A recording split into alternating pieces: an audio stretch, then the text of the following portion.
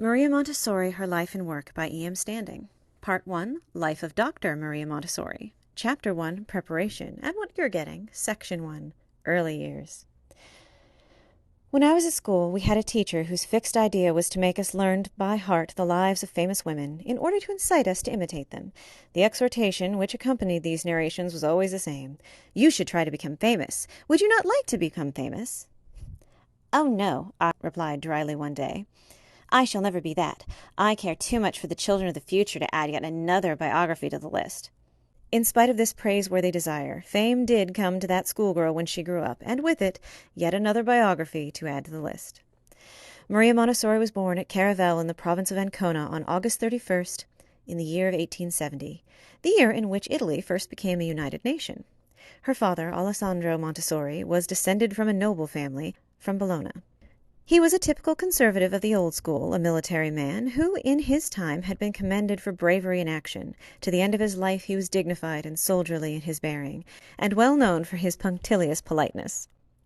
Dr. Montessori's mother was Renilda Stoppani, niece of the illustrious Antonio Stoppani, the great philosopher, scientist, priest, to whom the University of Milan erected a monument at his death.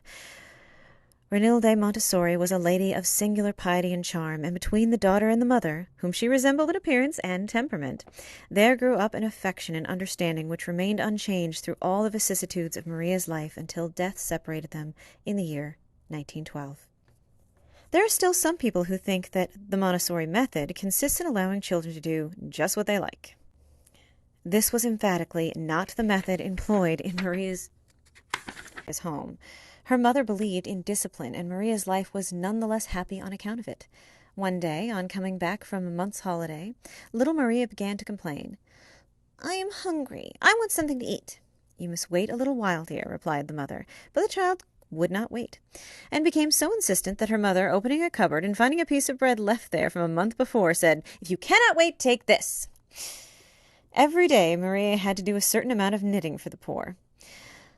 This certainly could not have been a trial for her, for even as a child she showed interest in those less fortunate than herself. In her neighborhood was a hunchbacked girl. Pitying her condition, Maria made special friends with her, and used to take her out for walks as often as possible. This good intention did not, however, bring equally good results, for the contrast between the two girls was so striking that in the end her mother tactfully suggested that this plan should be dropped and other means found to help the unfortunate girl. Another incident in her childhood is recorded which also has somewhat of a prophetic note. On one occasion it happened that there was a sharp difference of opinion between her parents. Little Maria took a chair, dragged it to a position between them, climbed up on it, and then joined their hands together as tightly as she could. Just as we shall find her all her life interested in the underdog, so she has always tended to be a peacemaker.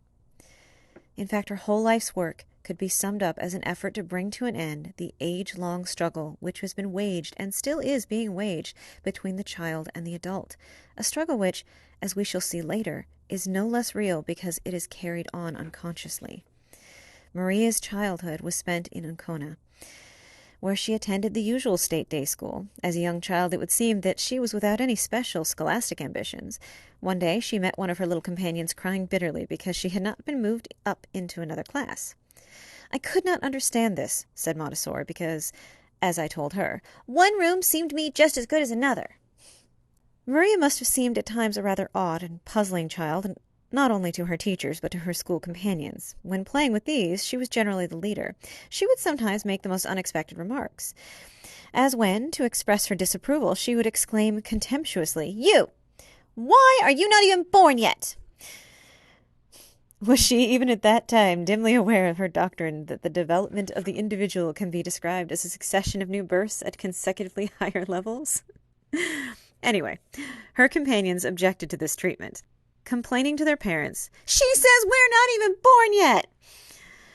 Maria herself had a great sense of personal dignity even as a child. One day one of the teachers spoke disparagingly of the expression in her eyes, quigli occhi, in her hearing.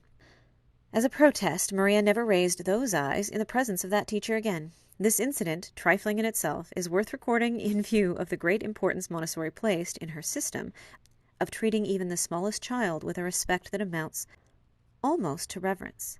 It is interesting, too, to note that she found it easier to protest against an infringement of her personal dignity by an adult than by her companion. Witness the remark she once made to one of these. "Please remind me that I have made up my mind never to speak to you again." Reader's notes. I am missing part of the introduction, and it would be $18 to get it, so sorry, guys. I should also mention the language. This was written in the 1950s by somebody who had more of a linguistic style of the early 1900s. So if you have issues with any of the language in this, take it up with them. I don't believe in rewriting history. It's just written the way it is, and you take it how it comes. Some of it is rather charming, and I think that should make the rest easier to digest. We just use different language than they do. To give an example, brownie points became a good thing in our day and age. You don't want to know what it was back in her day.